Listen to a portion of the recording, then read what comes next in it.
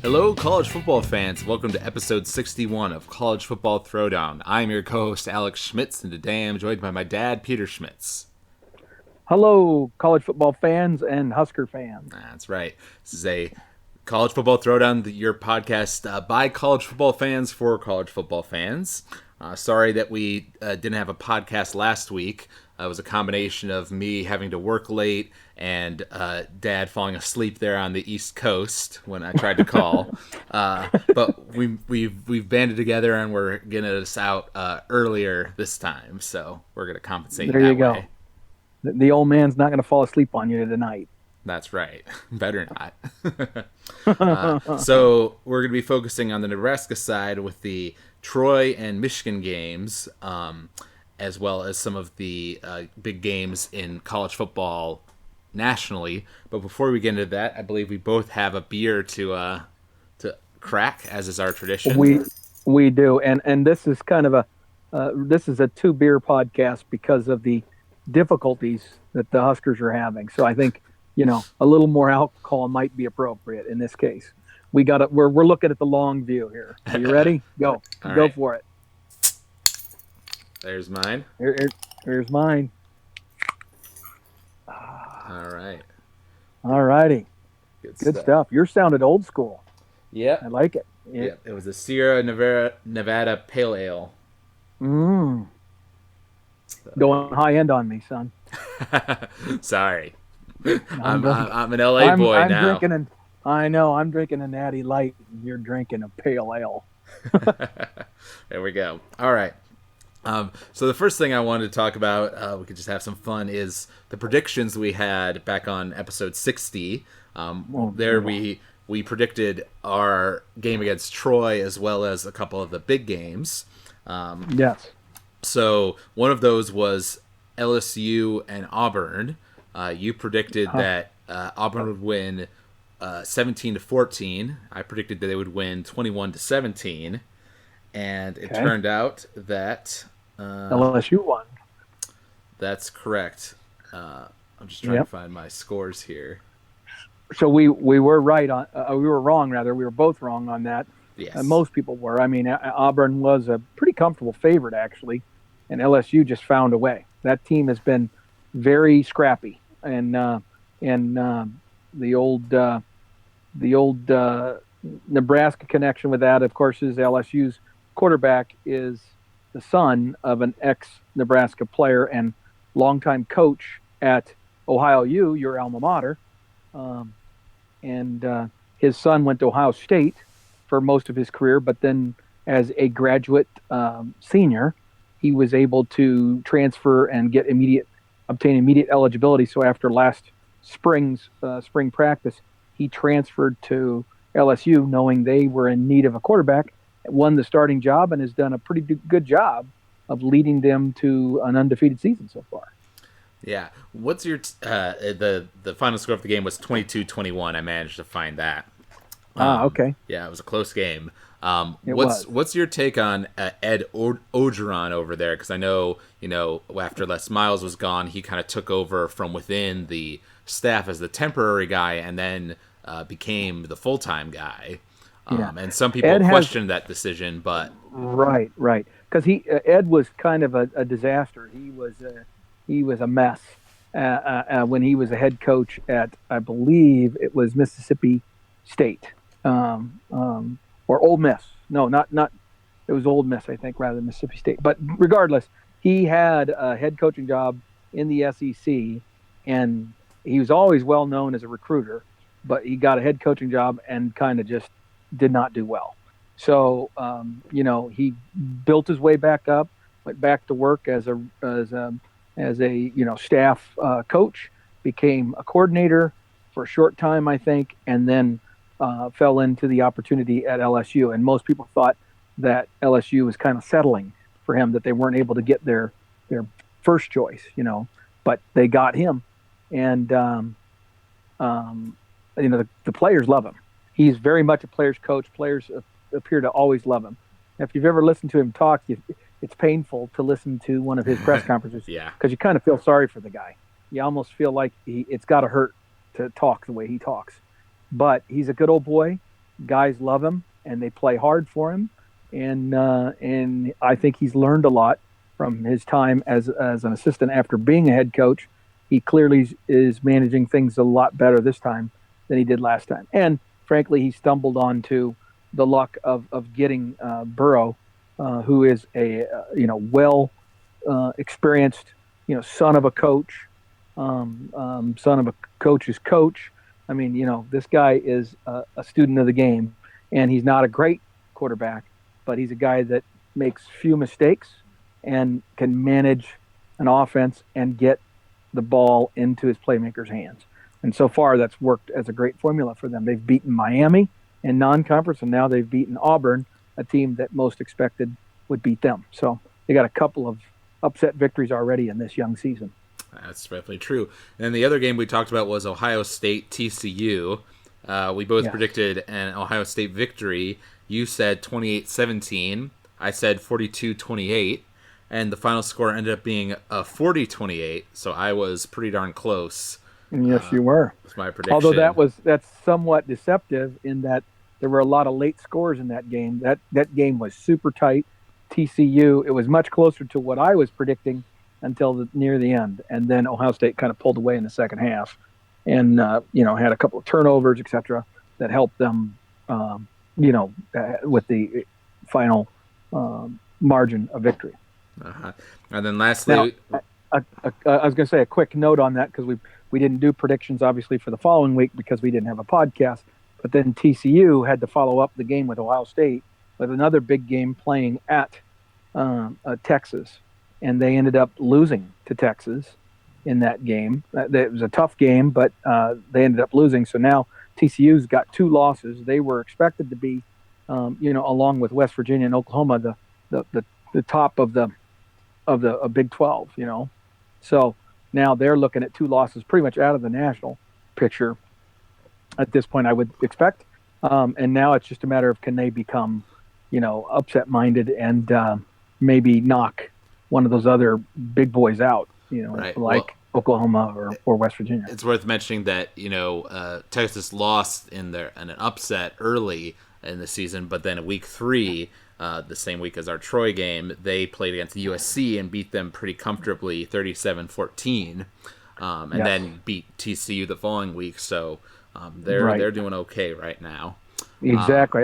They're definitely in an upward trajectory, and the patience that at least the athletic department is showing with this coach that they have there now, who is highly regarded but has had a rough start at Texas, but might they be beginning to see a little payoff from him and just stay the course, which is obviously going to be a strong message of this podcast. Yes. Well, and isn't Tom Herman, isn't he a graduate of Texas and that's his dream job kind of situation?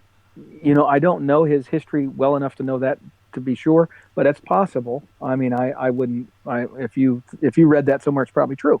But I don't know. What I do know is that he was the offensive coordinator for Ohio State back when they won their national championship a few years back, and then he leveraged that success as a coordinator at Ohio State into a head coaching job at Houston, and then turned that program around rather rapidly. Had a great year at Houston, and then leveraged that into the Texas job. So he's really, he's not a young guy necessarily in that it didn't just happen overnight, but after years as an assistant and then a coordinator, he got his opportunity. But now he's climbed the ropes rather quickly within the coaching profession. Let's see. He got his master's degree at Texas, so I was right about that. Okay, all right. There we go. And then we get to the Troy game, where we both predicted Nebraska victory, though I predicted a closer Nebraska victory of 31-28, whereas you said 48-38. I'm predicting a more high-scoring game than what we ended up getting with a score of 24-19 in Troy's favor. Right. I really expected, obviously, for Nebraska to play better. I thought that we would be able to. Sorry, I just want to throw out there that we made that prediction with the expectation that it would be bunch playing, not Martinez. Right. We both knew at that point that Martinez was hurt. I just Yes. thought that we would be able to dominate the line of scrimmage. I was basing that on what I perceived to be a very good first outing for our offensive line, particularly at Colorado, and led me to the wrong conclusion. It's funny. I've mentioned this a couple of times, I think, on the podcast, and certainly when discussing Huskers with you and others, is that either the Colorado game, I said either our offensive line is better than I thought, or Colorado's defensive line isn't very good.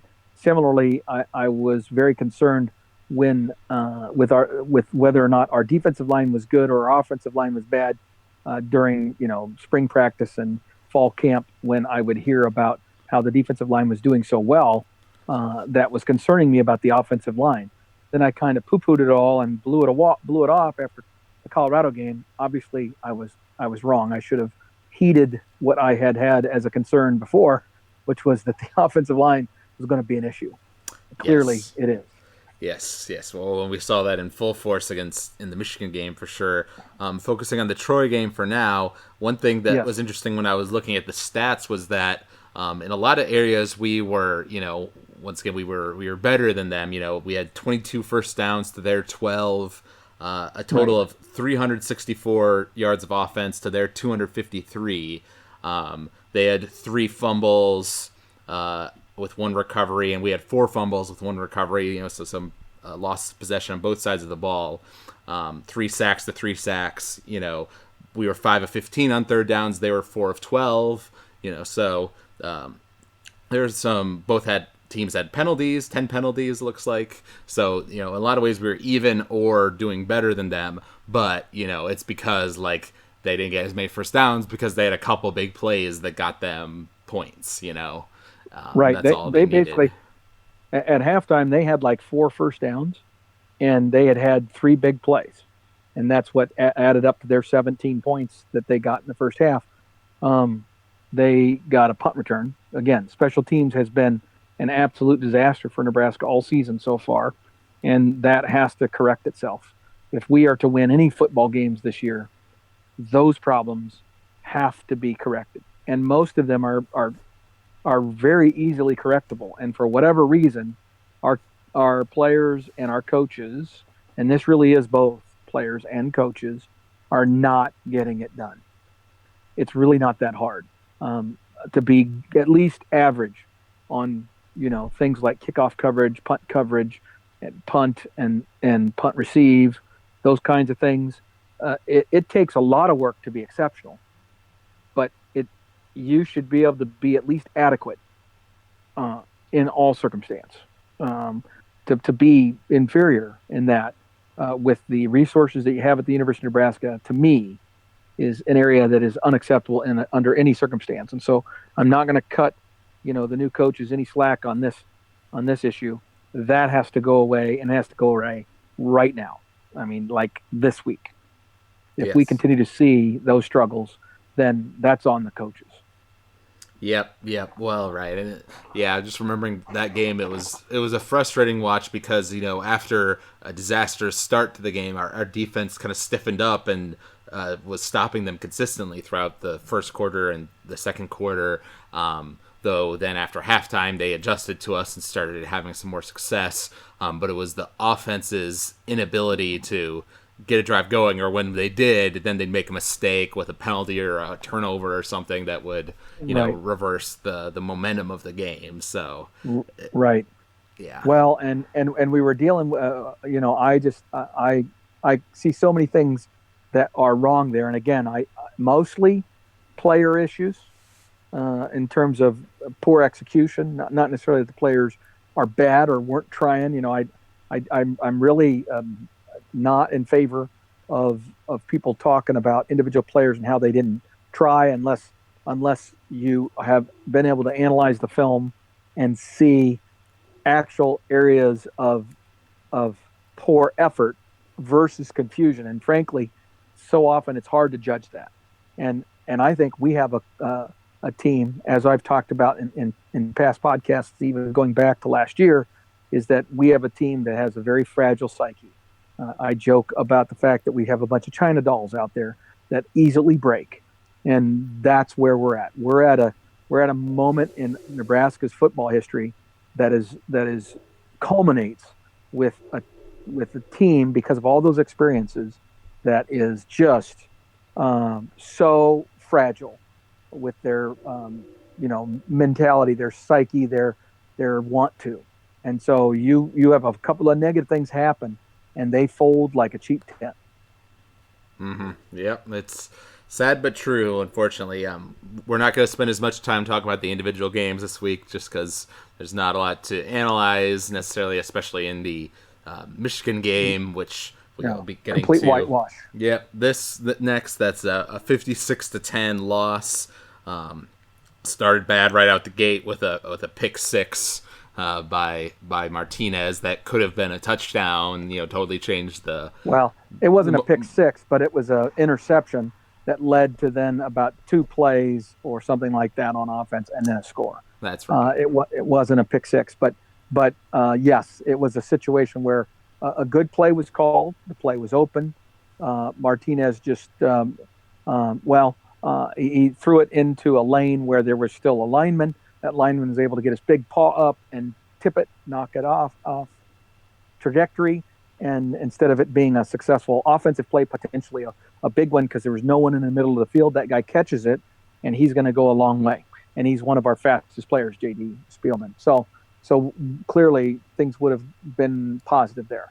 But I looked at that play, and I was speaking with your mother, and immediately was laying the blame at our offensive line, even that early in the game, to say, that offensive lineman is playing patty cake with that guy instead of trying to drive him away from that alley.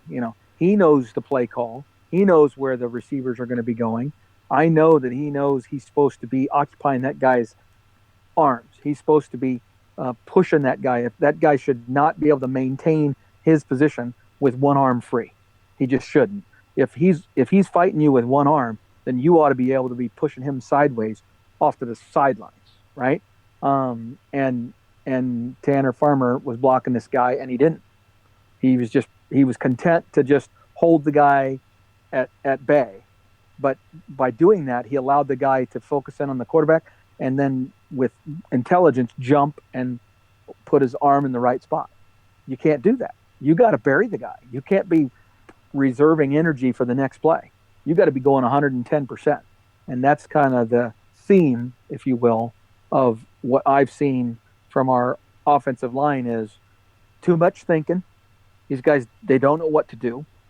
And so it's not necessarily that they're not trying hard. They literally are confused. At the snap of the ball, there's more guys coming than they can block, and they don't know which ones to block. When you're in that situation, there is rules that you have as an offensive lineman of who you're supposed to block. And we have so many mistakes going on there that it was a regular occurrence during the Michigan game that there were 2, 3, even 4 players that were coming in towards our quarterback untouched, literally untouched, full run to the quarterback. It was a race to the quarterback. And it didn't happen once or twice. It seemed to happen many, many times. I don't know the exact number. I've only rewatched the game once, that which I could stomach. And it's just frightening. It's frightening to see how many times Michigan players, defenders, were coming through unencumbered. And they obviously had scouted us. They knew we didn't know what the hell we were doing up front, and they took advantage of it. Yep. No, as you were saying earlier, that game is where it became clear just how that the problems with the offensive line that we had last year did not somehow magically go away after the Colorado game, as much as we might like that.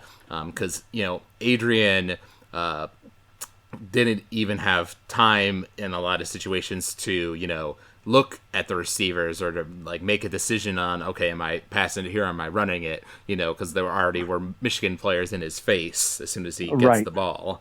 And he was in protection mode most of the day. And so as a result, we couldn't even run our offense. And then running the football was a complete joke. Because basically they just said, we're coming after you on every play. and you guys are going to have to figure out how to block it. And we had way too many. Our wide receivers aren't blocking the way they need to block. Our tight ends are not blocking the way they need to block. When you are going in motion and you're the outlet receiver, when you turn up field at the line of scrimmage after you've gone through the a lot of times we like to have motion that's coming by the quarterback just before the snap of the ball or just after. You know what I'm talking about? You've seen that motion quite a bit. Yeah. The zip motion. Okay, that motion, oftentimes then that receiver is going into a pattern that's really shallow. It might even still be behind the line of scrimmage, frankly, or it's maybe 1 or 2 yards downfield. But the idea is that person has shifted the defense, given us numbers advantage to one side or the other in terms of our play call, and helps the quarterback decide what they're going to do. And in addition, they also are often an outlet. And that guy has got to chip somebody if there are extra guys coming. They need to be smart enough to know that if there's a guy right in your face, you just bump him with your shoulder.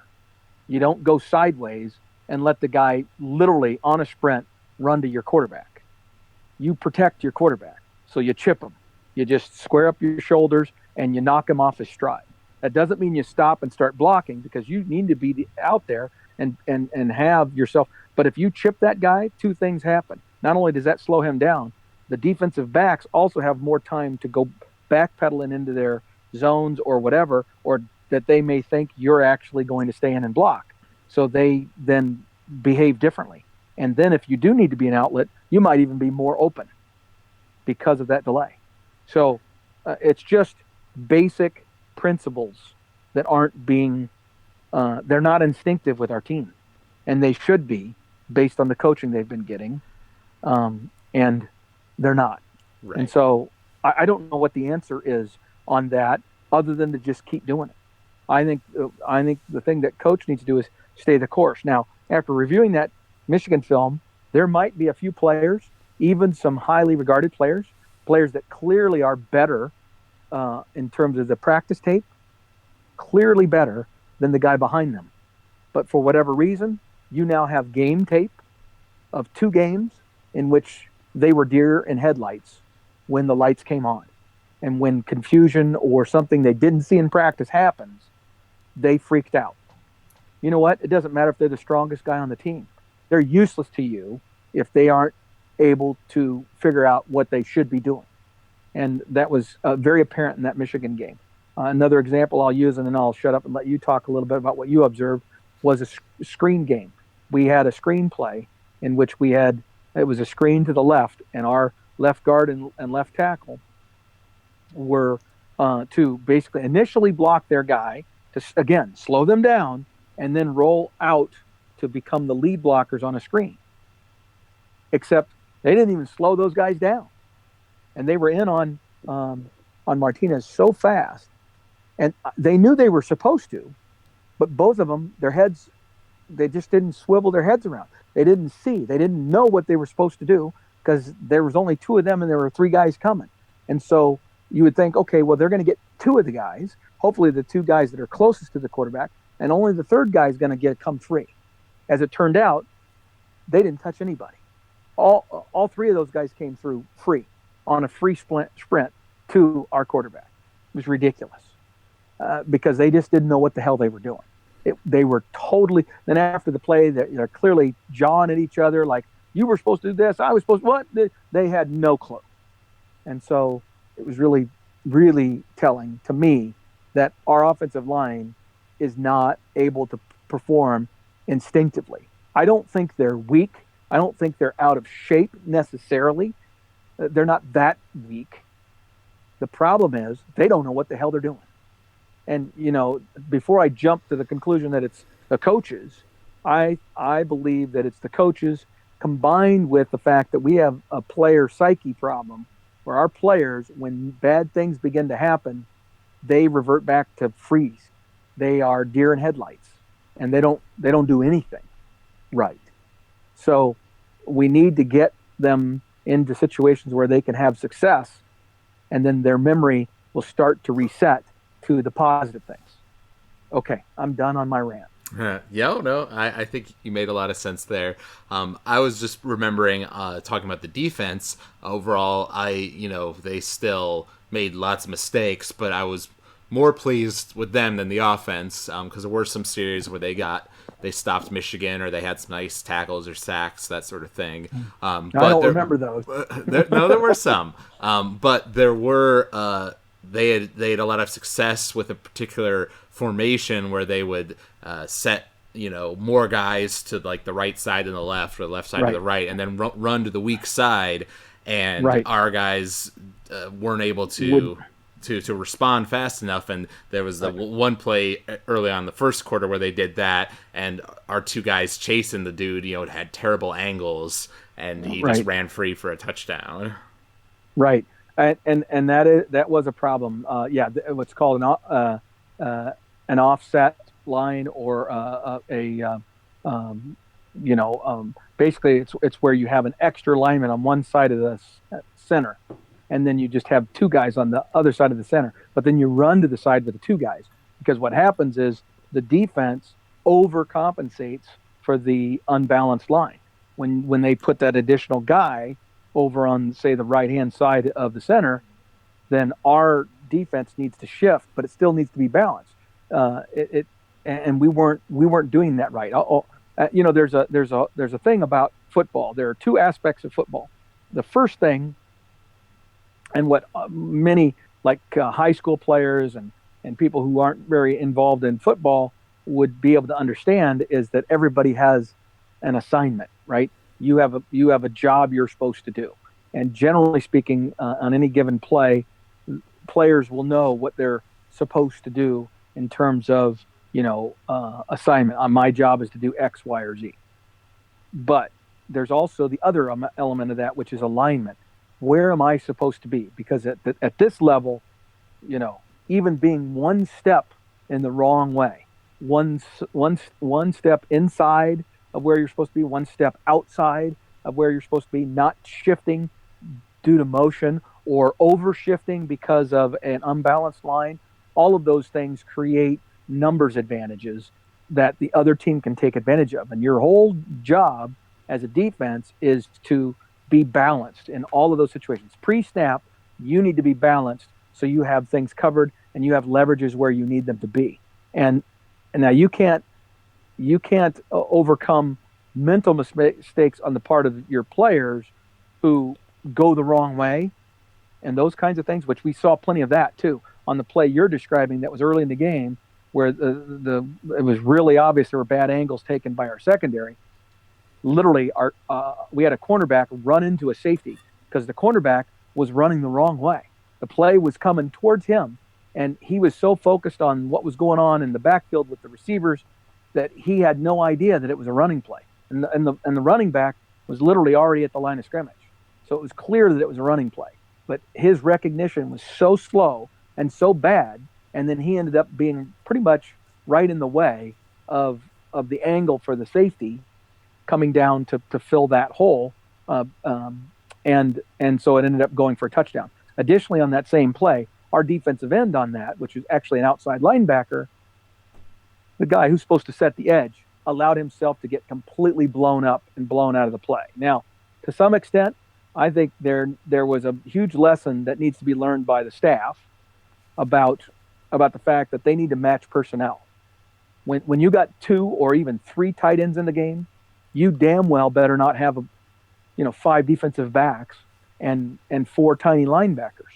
You better have some big boys in there that can line up and take that hit. Otherwise, they're just going to bully you. If we don't make that fix, if we don't correct that right now, Purdue, Wisconsin, and Northwestern over the next 3 weeks, they'll all beat the shit out of us, and they will dominate us if we don't adjust and put the right kind of personnel and match personnel.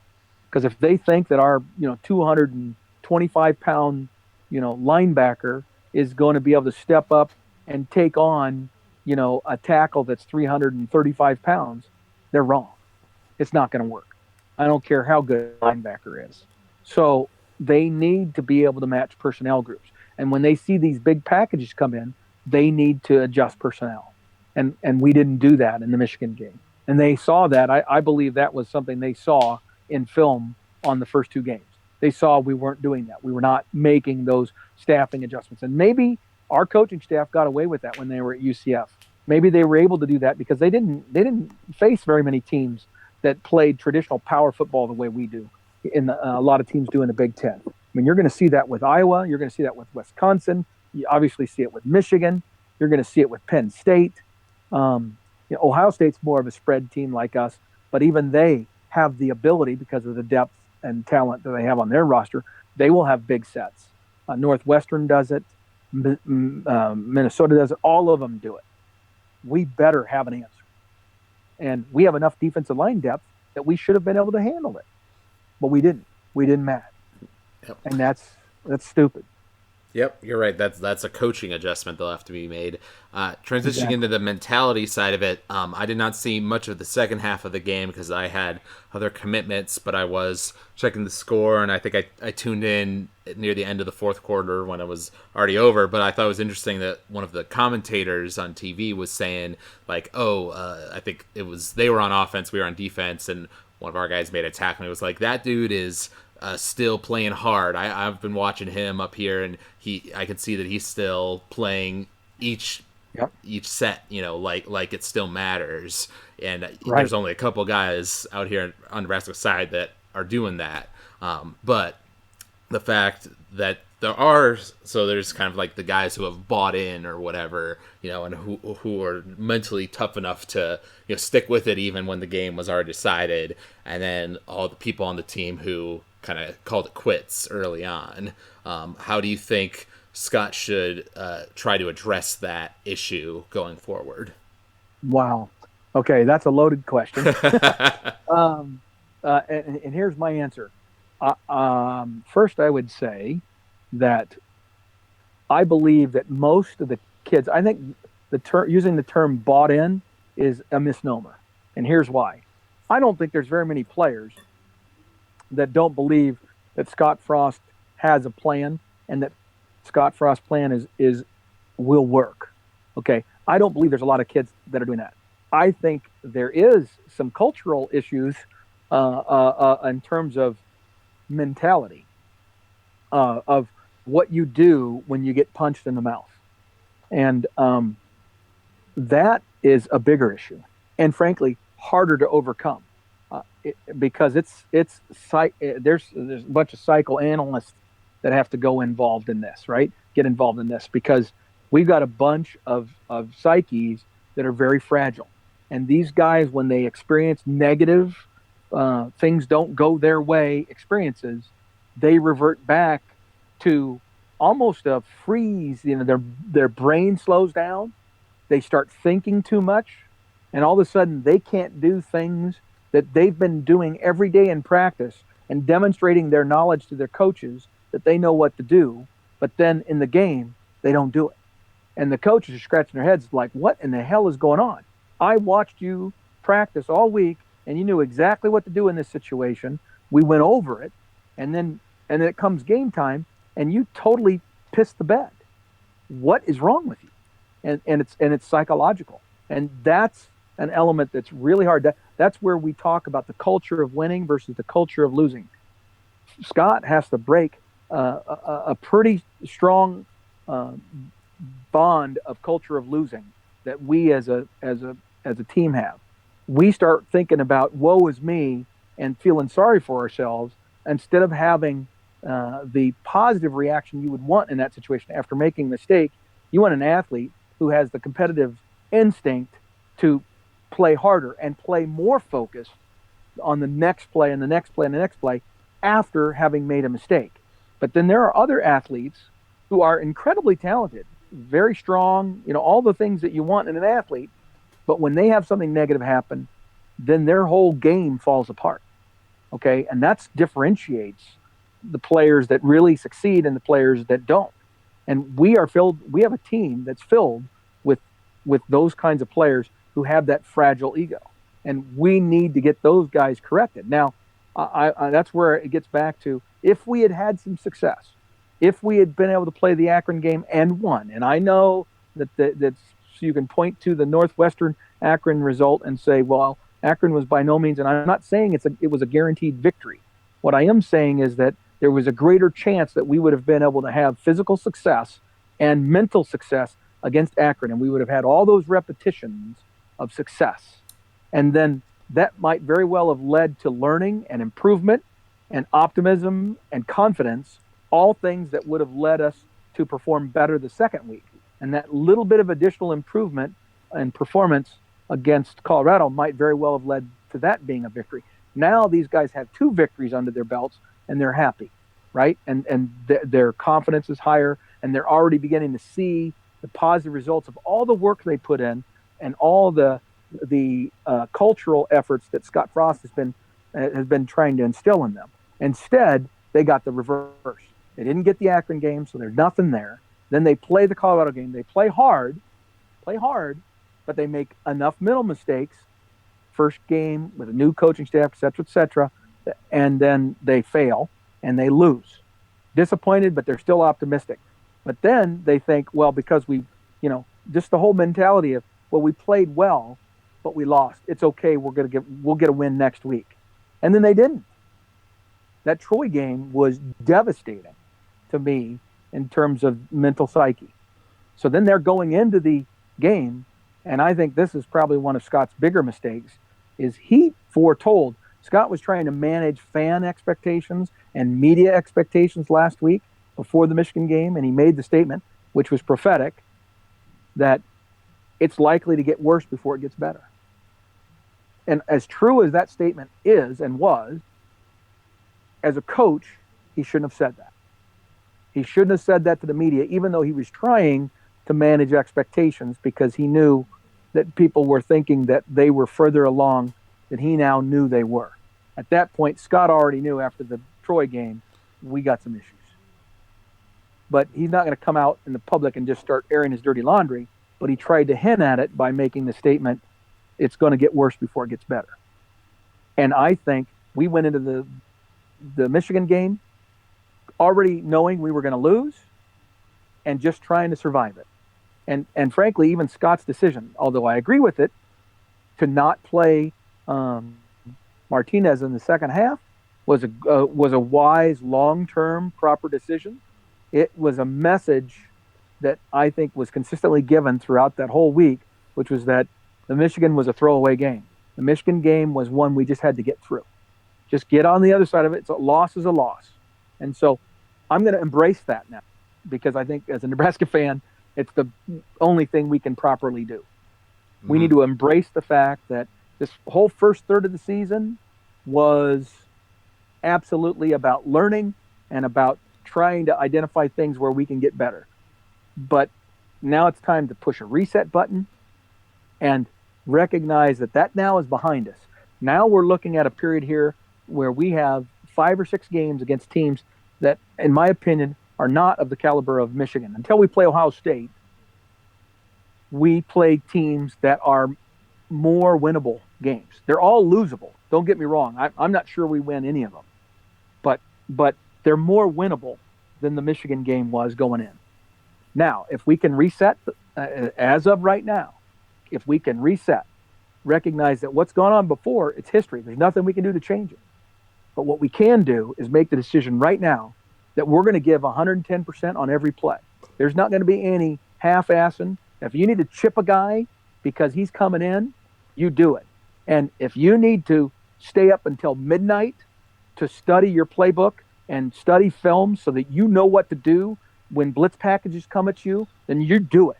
You do everything you can to make sure that you don't make mistakes and you don't fail, okay, come Saturday.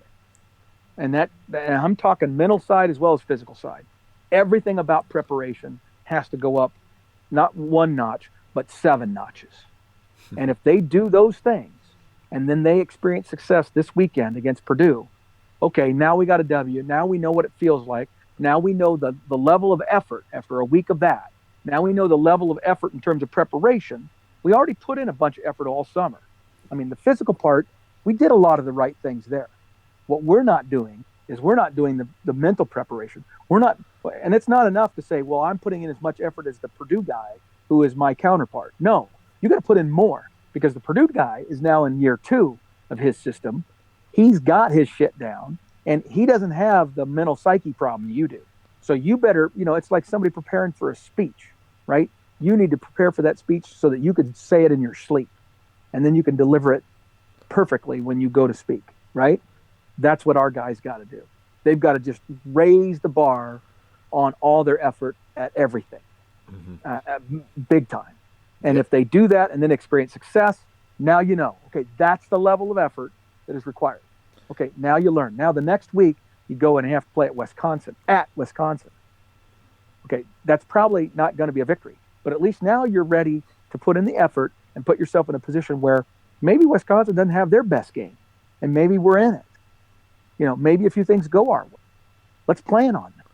Right. Let's not plan to call this another, this is just like Michigan. We're going to go up there and get our asses handed to us. Because if we don't change something between now and then, that's exactly what's going to happen. And you know what? Frankly, Jim Harbaugh was nice to us. That score could have been 90. It could have been 90-0. Harbaugh saw it as an opportunity to rep a bunch of his young players, and he did it. Thank you, Jim Harbaugh. Thanks for being a good sport. Yeah. Well, yeah, he didn't have any sort of, particular reason, I guess, to although I know that there's like the buffing the numbers thing, which you sometimes do for your star players or whatever. I'm happy, like I said, I didn't watch much of the second half, so I'm happy to hear that he switched out Martinez for Bunch, because I was also of the opinion that he should do that just because Martinez was getting hammered on every other play, it felt like. Well, did you know that on like the second play that he was in, Bunch got his leg twisted and cranked, and then Martinez had to come back in, and for a period of time it looked like Bunch might have a knee injury himself, and I mean Nebraska fans were all just freaking out because if Bunch was gone, it showed you there is nobody else. We are not prepared to put the true freshman walk-on Merker or whatever his name is, Masker. We're not prepared to put him in the game. He's not ready to even take a snap. Right. Well, because nobody, it would be a worst case scenario to think that you'd need to go to your fourth string quarterback in the fourth game of the season. Like. But here's the reality. That he's not our fourth string. He's our third string quarterback because Jebby is gone. Well, right. But I'm saying at the beginning of the season. Well, I know, but we've known that for more than 2 weeks that we were in this precarious situation. If this walk-on true freshman from, I think, Norfolk Catholic is not ready, I totally get that. I totally understand that. But if he's not, then you have a bunch of athletes sitting there on the sidelines that are currently working to improve their careers at their chosen position of cornerback or wide receiver or whatever. But a few of those guys played quarterback in high school. I guarantee it. There's 2 or 3 of them. Guarantee it. Then you should have, as a coaching staff, been preparing one of those guys so that they could have come in a short situation and been able to execute at least 15 or 20 plays. 15 or 20 plays. That's all you would have worked to get them ready so that they could be an emergency backup. But we apparently aren't there yet. 2 weeks into this knee injury for Martinez. And so we're still 2 snaps away from absolute abject disaster. And to me, that's again on the coaches. They need to. They're being too complex about it. It's really simple. Get somebody ready so that if you needed to, you could send them out there and run 10 plays, 10 different plays, and most of them might be running plays. But at least you'd have a play that they would know what they were doing and would have a chance to give you positive yards. And you hope like heck that somebody else is available, somebody isn't hurt that bad and is able to go back in or whatever. But you need to have somebody so you can at least go out there and attempt to get first downs. Mm-hmm. You might be surprised. The guy might do really well, So, but the fact that we don't have that bothers the heck out of me. Yeah, and I was going to bring up, because I thought about your point about Akron, kind of the what-if scenario with that game after it originally happened, after the thunderstorm. And my kind of thinking was, everything you said was true, but the counterpoint would be, if we're that fragile as a team that just losing that one game, that opportunity to play that first game, that we're so unprepared for the second opponent, Colorado, that we can't win, and that our whole season spirals out of control because we weren't able to play one game at the start of the year, against an opponent we should theoretically beat, then that goes to show that we weren't going to be that great a team to begin with, even if we hadn't played that game. True. Because if we're that weak that losing one or one game disappearing from the schedule sends everything else into a spiral. Well, and that's true, but I knew that this was going to be a season where my hope was that we could get to 6 wins. Before the season started, my hope was that we could get to 6 wins and go to a bowl game, and that would buy us the advantage of having 3 more weeks of practice, etc. Okay, I had no aspirations of conference titles or division titles or anything like that. My expectation was if we could get 6 wins and get to a bowl game, I would be thrilled. Now, in my opinion, that ship has sailed. I know some people. I mean, obviously, theoretically, we could still easily do that. We could still win the division, but the reality is that ain't happening. And we need to understand that as fans. And I'm sure the coaches and players know that as well. They understand where they're at. And so what we need now is just improvement. Now, the whole focus is on just being better every day, just like the coaches always preach. And that's what Scott's been saying every day since he got to Lincoln. It's about getting better every day. Let's just get better every day. Only this week, we need to take a huge jump up and push that reset button. And it's not that they haven't been practicing hard or well, although Coach did acknowledge that they did not have a good week of practice leading into the Michigan game. He knew that they had struggled because they weren't executing at a high level against air, basically, in the Thursday practice, right? That's a pretty light practice where you're kind of supposed to be fine-tuning your game plan, and they were not getting things done. And people were confused. So clearly, the coaches did a poor job of preparing the team. The players did a poor job of investing the time and effort necessary to understand the game plan and to be prepared and to be ready to execute at a high level. It pretty much translates. If you have a good week of practice and you understand the game plan and everybody's on the same page, you're likely to execute that game plan with reasonable success. If you don't, there's no way you're going to do it on the game day.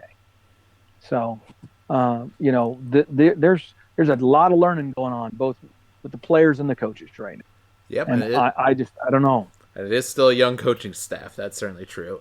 Talking a little bit about next week's game then against Purdue, in their huge game. In their game, their week 4 game, they played Boston College and beat them 30-13 in a bit of an upset. A huge upset. You're talking about a team that Purdue was 0-3, and now they had lost a lot of close games, but they had not experienced winning yet, and they went and the game was played at Purdue, I believe, but they were playing a 23rd ranked team, Boston College, one of the better teams in the ACC, arguably, at least at this point, perception wise, and they didn't just beat them; they beat them soundly. Mm-hmm. That's impressive. Yep. Oh, it's true. Which is now we get to play them at home, but it's it's certainly a game we have to put, like you said, all of our effort into. Our guys need to prepare more than their guys need to prepare, harder, 112% or however you want to call it. I would, before the season started, I would say I would give us the edge, for winning this game, just because we beat this team last year, and they were at Purdue.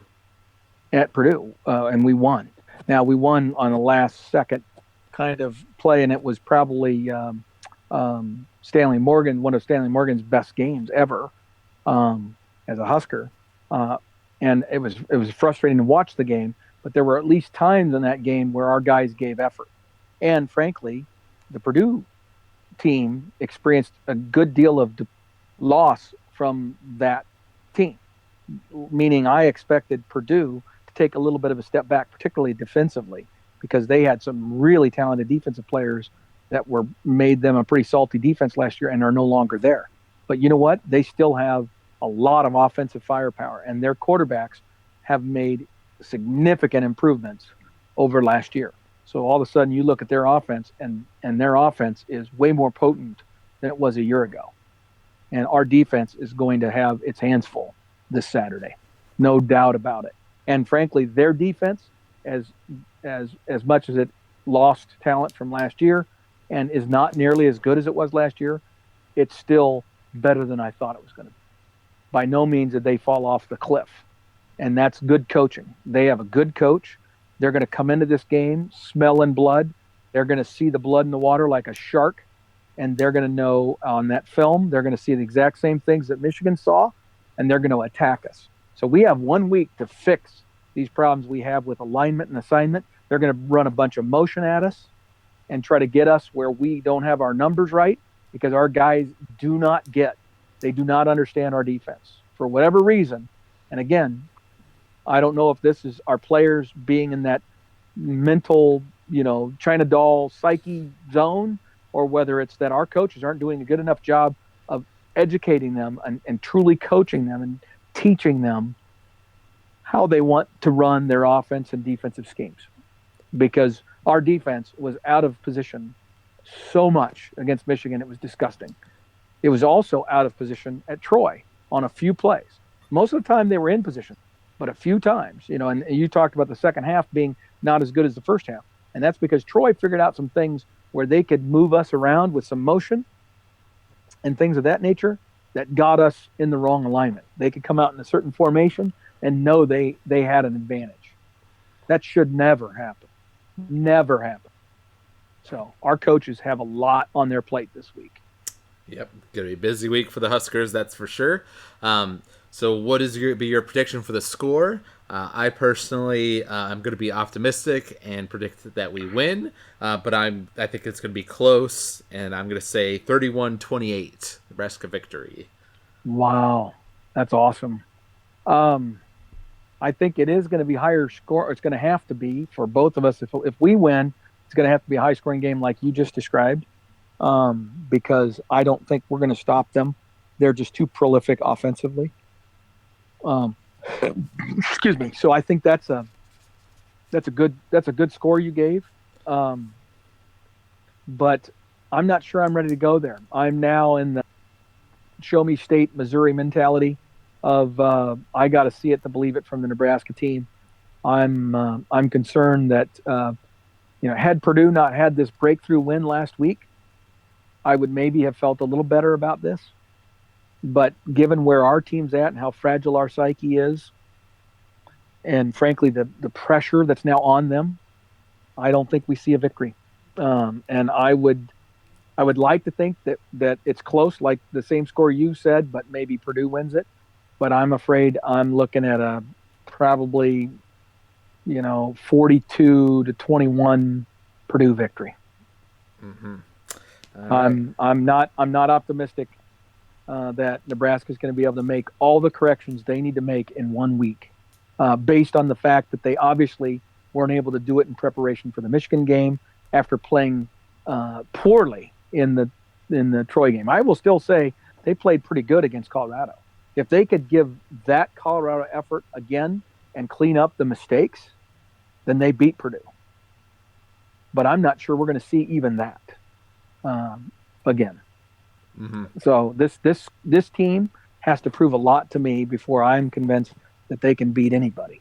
Because right now they're in their own heads way too much, and until they prove that, we're going to just have to, as Nebraska fans, be prepared to take the long view, recognize that this is a process that's going to take years before we're relevant in terms of competing for division championships and conference championships. It might be as soon as next year. Don't get me wrong.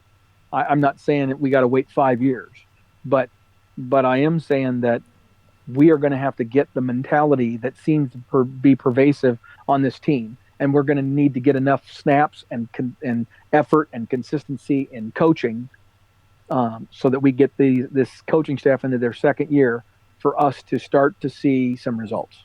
Because right now, we aren't ready for Big Ten play. Yep, that was a disaster in Ann Arbor. And what really sucks, as many of you who maybe listen to the podcast know, is we're from Michigan. I live in Traverse City, Michigan. And so the next year is going to suck. Right. I was curious, were you texting Clower at all around the game or Oh, yeah. afterwards? Oh, yeah. Yep. Mr. Clower has been nice, but some of my other friends, not so much. My phone was blowing up. No doubt about I bet it was. All right. And the last thing to mention on the Nebraska side is that there was an announcement about a game to replace the Akron game, to be it. Yes. another game added to our schedule. So now on the 27th of October, we're going to be playing BCU. What was their full name? Bethune-Cookman. Bethune. Bethune-Cookman University. Yep. Yep. And they're a good, not great FCS school. They're not FBS. So they are, division below us. But we're allowed, because of the unique circumstances, to play them. Big Ten universities don't play. They're encouraged not to play FCS schools now going forward. They want everyone to schedule FBS schools. But given the uniqueness of this circumstance, that particular rule is being waived, so we can get a team in here, and there aren't that many to choose from. And obviously, a team that is of more significance, an FBS team, would, in many circumstances, say want to have a return visit, i.e., we would have to commit to having us go to their venue at some point in the future. And Nebraska obviously isn't willing to do that. So we were looking for someone who was willing to come play us in Lincoln and not expect a return trip from us. And so that limits your pool even more. And then Coach Frost made it really clear that he wanted to play on October 27th, not on December 1st, which was the other open week. And so there's a number of reasons for the December 1st. He said publicly that it was about, well, we might be playing in the Big Ten championship that week, because that's the championship weekend. But more honestly, it is also just a few days before the early signing period. It's going to be a critical recruiting weekend, and you don't want to be preparing for a game against a lesser opponent, during that week when it's so close to the signing date. So we want to do the 27th. And so that really limited our pool of options. And so Bethune-Cookman was willing to do it. And frankly, they probably believe they can come up and beat us. And yeah. Well, who wouldn't, after the way we've played? If I was an AD, I'd be jumping all over that. Just the chance. I mean, what's to lose, right? If Bethune-Cookman comes up here and gets beat by 20 points, that was expected. But if they come up and beat us because we are a bunch of China dolls that have already broken into 15 pieces, and we can't even field a team that wants to play, well, great for Bethune-Cookman. They now have a victory against the University of Nebraska on their resume. So I would be jumping all over this if I was an AD. Yep. No, you make a good case there for it. So last thing I want to do today is do one other prediction. There are some big games coming up here in Week 5 of college football. BYU, Washington, Stanford, and Notre Dame. But the big one is that we're going to be discussing here is Ohio State, Penn State, both for its national implications as well as the obvious Big Ten implications. So what are your thoughts? Who's going to win this game? Oh, man. Well, it is at Penn State. It's always tough to play at Penn State, right? And it'll be a whiteout game and all that sort of stuff. And so you're going to get Penn State's best shot. And Penn State lost last year to Ohio State at Ohio State in a kind of a heartbreaker. There's a lot of motivation on Penn State's side. But I also believe that Ohio State is the superior team by a significant margin over Penn State. Penn State almost lost to Illinois, frankly. The margin of victory in that score is not indicative of that game. I watched that game, And Illinois was absolutely in that game well into the third quarter. Midway through the third quarter, I think they still had Illinois had a lead. So Penn State has some gaps in their armor, and Ohio State, I think, is just quietly just getting better every week, and they've been empowered, if anything, by the rally the troops cry of their coach being suspended.